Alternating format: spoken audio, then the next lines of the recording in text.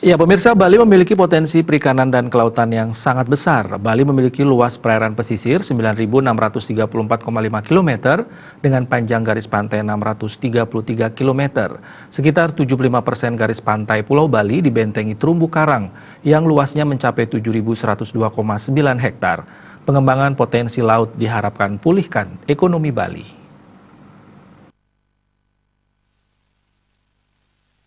Kepala Dinas Perikanan dan Kelautan Provinsi Bali Imade Sudarsana menyampaikan, terumbu karang menduduki posisi penting sebagai pusat keanekaragaman hayati laut di kawasan segitiga karang dunia.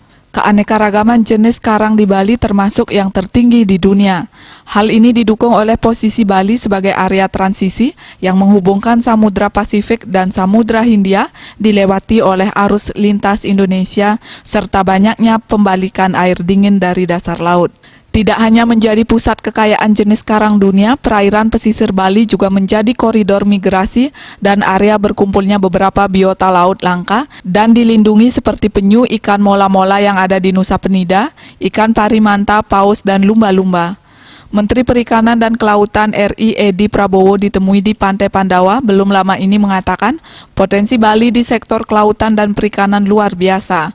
Apalagi Bali memiliki pasar yang tidak dimiliki provinsi lainnya. Seluruh dunia mampir ke Bali, memang sekarang menghadapi ujian COVID-19 tapi cepat atau lambat dan dia yakin ini akan bangkit kembali. Ia meyakini pasar ikan Indonesia khususnya Bali akan segera bangkit.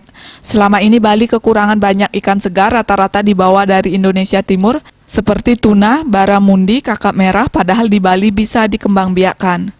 Dengan pengembangan potensi laut, ia berharap bisa menggerakkan ekonomi yang saat ini sedang stagnan karena pandemi COVID-19.